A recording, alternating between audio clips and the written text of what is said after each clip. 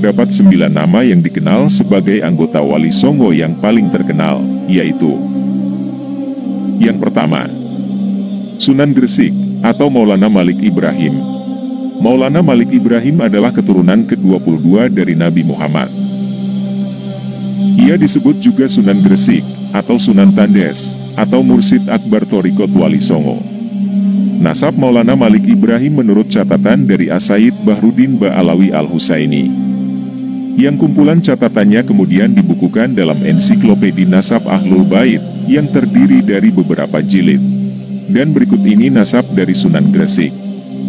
As-Sayyid Maulana Malik Ibrahim bin As-Sayyid Barakat Zainal Alam bin As-Sayyid Husain Jamaluddin bin As-Sayyid Ahmad Jalaluddin bin As-Sayyid Abdullah bin As-Sayyid Abdul Malik Asmat Han bin As-Sayyid Alwi Amil Faqih bin As-Sayyid Muhammad Shohib Mirbad bin As-Sayyid Ali Halikosam bin As-Sayyid Alwi bin As-Sayyid Muhammad bin As-Sayyid Alwi bin As-Sayyid Ubaidillah bin Al-Imam Ahmad Al-Muhajir bin Al-Imam Isa bin Al-Imam Muhammad bin Al-Imam Ali Al-Uraigi bin Al-Imam Ja'far Shodiq bin Al-Imam Muhammad Al-Bakir bin Al-Imam Ali Zainal Abidin bin Al-Imam Al-Husain bin Sayyidah Fatimah Hazaro binti Rasulullah. Ia diperkirakan lahir di Samarkand di Asia Tengah pada paruh awal abad ke-14. Babat Tanah Jawi versi Meinsma menyebutnya Asmarakondi, mengikuti pengucapan lidah orang Jawa terhadap As-Samarkandi. Dalam cerita rakyat, ada yang memanggilnya kakek bantal. Maulana Malik Ibrahim memiliki 3 istri. Istri pertama yaitu Siti Fatimah binti Ali Nurul Alam Maulana Israel, Raja Campa dinasti Asmat Han I, dan memiliki 2 anak, bernama Maulana Mokfaroh dan Syarifah Sarah. Istri kedua, Siti Maryam binti Syekh Subakir. Dan memiliki 4 anak, yaitu Abdullah, Ibrahim, Abdul Ghafur, dan Ahmad. Dan istri yang ketiga yaitu Wan Jamilah binti Ibrahim Zainuddin Al-Akbar Asmarakondi. Dan memiliki 2 anak yaitu Abbas dan Yusuf. Maulana Malik Ibrahim umumnya dianggap sebagai wali pertama yang mendakwahkan Islam di Jawa. Ia mengajarkan cara-cara baru bercocok tanam dan banyak merangkul rakyat kebanyakan, yaitu golongan masyarakat Jawa yang tersisihkan akhir kekuasaan Majapahit. Malik Ibrahim berusaha menarik hati masyarakat yang tengah dilanda krisis ekonomi dan perang saudara. Ia membangun pondokan tempat belajar agama di lereng Gresik. Ia juga membangun masjid sebagai tempat peribadatan pertama di tanah Jawa, yang sampai sekarang masjid tersebut menjadi Masjid Jami, Gresik. Pada tahun 1419, Malik Ibrahim wafat. Makamnya terdapat di Desa Gapurawetan, Gresik, Jawa Timur. Yang kedua yaitu Sunan Ampel atau Raden Rahmat. Sunan Ampel bernama asli Raden Rahmat, keturunan ke-22 dari Nabi Muhammad. Menurut riwayat, ia adalah putra Ibrahim Zainuddin Al-Akbar, dan seorang putri Campa yang bernama Dewi Condrowulan, binti Raja Campa terakhir dari dinasti Ming.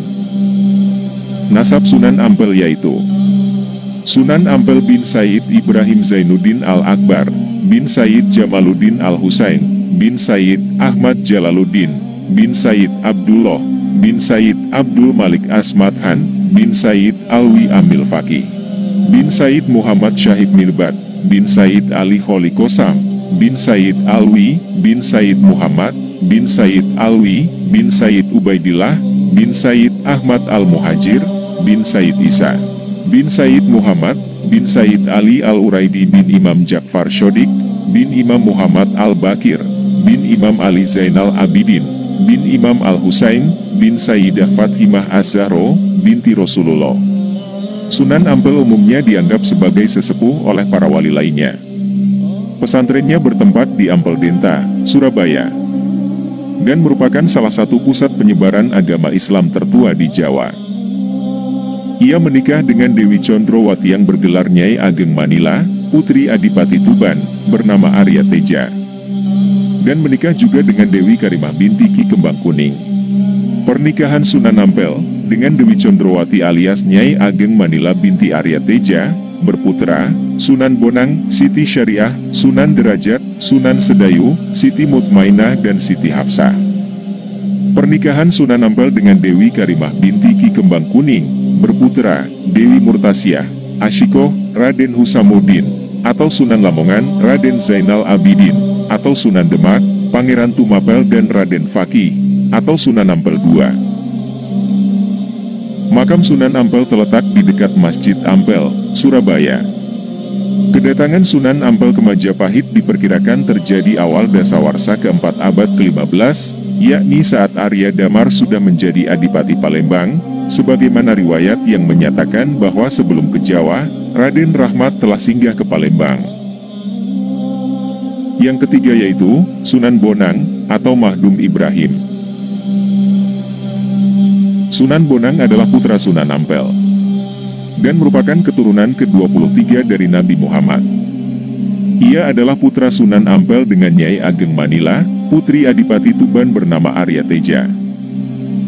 Sunan Bonang banyak berdakwah melalui kesenian untuk menarik penduduk Jawa agar memeluk agama Islam. Ia dikatakan sebagai penggubah suluk wijil dan tembang tombo ati yang masih sering dinyanyikan orang. Pembaharuannya pada gamelan Jawa ialah dengan memasukkan rebab dan bonang yang sering dihubungkan dengan namanya. Universitas Leiden menyimpan sebuah karya sastra bahasa Jawa yang bernama Het Boek van Bonang atau Buku Bonang. Sunan Bonang diperkirakan wafat pada tahun 1525. Ia dimakamkan di daerah Tuban, Jawa Timur. Yang keempat yaitu Sunan Derajat. Sunan Derajat adalah putra Sunan Ampel dan merupakan keturunan ke-23 dari Nabi Muhammad.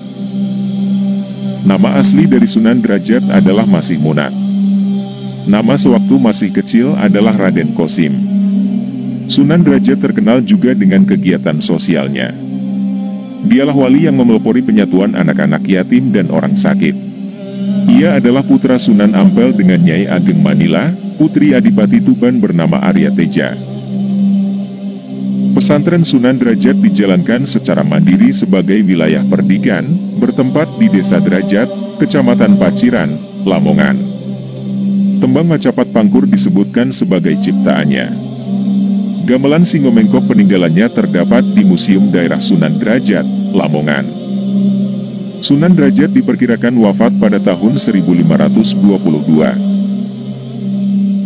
Yang kelima yaitu Sunan Kudus. Sunan Kudus adalah putra Sunan Gudung, atau Raden Usman Haji, dengan Syarifah Ruhil, atau Dewi Ruhil yang bergelar Nyai Anom Manyuran, binti Nyai Ageng Melaka binti Sunan Ampel. Sunan Kudus adalah keturunan ke-24 dari Rasulullah. Sebagai seorang wali, Sunan Kudus memiliki peran yang besar dalam pemerintahan Kesultanan Demak, yaitu sebagai Panglima Perang, Penasihat Sultan Demak, Mursid Thoriko dan Hakim Peradilan Negara. Ia banyak berdakwah di kalangan kaum penguasa dan priai Jawa. Di antara yang pernah menjadi muridnya ialah Sunan Prawoto penguasa Demak dan Arya Penangsang Adipati Jipang Panolan. Salah satu peninggalannya yang terkenal ialah Masjid Menara Kudus, yang arsitekturnya bergaya campuran Hindu dan Islam. Sunan Kudus diperkirakan wafat pada tahun 1550. Yang keenam yaitu Sunan Giri. Sunan Giri adalah putra Maulana Ishak. Sunan Giri adalah keturunan ke-23 dari Nabi Muhammad dan merupakan murid dari Sunan Ampel dan saudara seperguruan dari Sunan Bonang. Ia mendirikan pemerintahan mandiri di Giri Kedaton, Gresik, yang selanjutnya berperan sebagai pusat dakwah Islam di wilayah Jawa dan Indonesia Timur, bahkan sampai ke Kepulauan Maluku.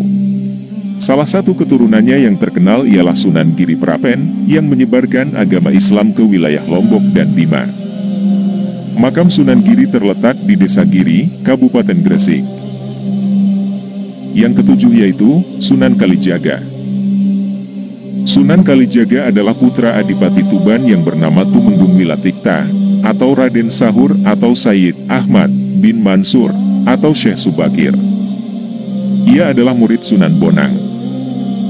Sunan Kalijaga menggunakan kesenian dan kebudayaan sebagai sarana untuk berdakwah, antara lain kesenian wayang kulit dan tembang suluk. Tembang suluk lir-ilir dan gundul-gundul pacul umumnya dianggap sebagai hasil karyanya. Dalam satu riwayat, Sunan Kalijaga disebutkan menikah dengan Dewi Saroh binti Maulana Ishaq, menikahi juga Syarifah Zainab binti Syekh Siti Jenar, dan Ratu Kano Kediri binti Raja Kediri. Yang kedelapan yaitu Sunan Muria atau Raden Umar Said. Sunan Muria atau Raden Umar Said adalah putra Sunan Kalijaga. Ia adalah putra dari Sunan Kalijaga dari istrinya yang bernama Dewi Saroh binti Maulana Ishaq. Sunan Muria menikah dengan Dewi Sujinah, putri Sunan Mudung. Jadi Sunan Muria adalah adik ipar dari Sunan Kudus. Dan yang kesembilan yaitu Sunan Gunung Jati atau Syarif Hidayatullah. Sunan Gunung Jati atau Syarif Hidayatullah adalah putra Syarif Abdullah Umdatuddin, putra Ali Nurul Alam Syekh Husain Jamaluddin Akbar. Dari pihak ibu, ia masih keturunan keraton Pajajaran melalui Nyai Rara Santang, yaitu anak dari Sri Baduga Maharaja. Sunan Gunung Jati mengembangkan Cirebon sebagai pusat dakwah dan pemerintahannya, yang sesudahnya kemudian menjadi Kesultanan Cirebon. Putranya yang bernama Maulana Hasanuddin juga berhasil mengembangkan kekuasaan dan menyebarkan agama Islam di Banten. Sebelum kedatangan atau Wali Songo yang sudah admin bahas berdakwah di Nusantara ini, ada juga Wali Songo dari zaman sebelumnya yang sudah terlebih dahulu menyebarkan agama Islam di Nusantara, di antaranya seperti Syekh Jumadil Kubro. Syekh Jumadil Kubro adalah bernama asli Maulana Ahmad Jumadil Kubro, atau Husain Jamaluddin Al-Akbar bin Ahmad Jalaluddin. Syekh Jumadil Kubro adalah putra Husain Jamaluddin dari istrinya yang bernama Putri Selindung Bulan, yaitu Putri Kelantan Tua. Tokoh ini sering disebutkan dalam berbagai babat dan cerita rakyat, sebagai salah seorang pelopor penyebaran Islam di Tanah Jawa. Makamnya terdapat di beberapa tempat yaitu di Semarang, Trowulan, atau di Desa Turgo, dekat Pelawangan, Yogyakarta. Selain Syekh Jumadil Kubro ada juga Syekh Datuk Kahfi, yang juga ikut menyebarkan agama Islam di Nusantara dari periode Wali Songo sebelumnya. Syekh Datuk Kahfi merupakan guru dari Pangeran Walang Sungsang dan Nyai Rara Santang, yaitu putra dan putri dari Sri Baduga Maharaja Prabu Siliwangi. Syekh Datuk Kahfi wafat dan dimakamkan di Gunung Jati, bersamaan dengan makam Syarif Hidayatullah, Pangeran Pasarean, dan Raja-Raja Kesultanan Cirebon lainnya. Selain Syekh Jumadil Kubro dan juga Syekh Datuk Kahfi, ada juga Syekh Nurjati. Syekh Nurjati adalah tokoh utama penyebar agama Islam yang pertama di Cirebon. Tokoh yang lain adalah Maulana Maghribi, Pangeran Mahdum, Maulana Pangeran Panjunan, Maulana Pangeran Kejaksan, Maulana Syekh Bantah, Syekh Majagung, Maulana Syekh Lemah Abang, Pembahku Cirebon, atau Pangeran Cakrabuana, dan Syarif Hidayatullah. Walaupun masih ada pendapat yang menyebut Wali Songo adalah keturunan Samarkand, Asia Tengah, Champa atau tempat lainnya, namun tampaknya tempat-tempat tersebut lebih merupakan jalur penyebaran para mubalik. Beberapa argumentasi yang diberikan oleh Muhammad Al-Bakir dalam bukunya Thorikoh Menuju Kebahagiaan mendukung bahwa Wali Songo adalah keturunan Hadramaut, Yaman. Begitulah pembahasan kali ini yang dapat kami sampaikan, dan semoga bisa bermanfaat untuk kalian semua. Jika pembahasan kali ini bermanfaat silahkan bagikan ke media yang lain juga, supaya banyak orang yang paham akan sejarah ini, dan nantikan pembahasan lainnya di video berikutnya.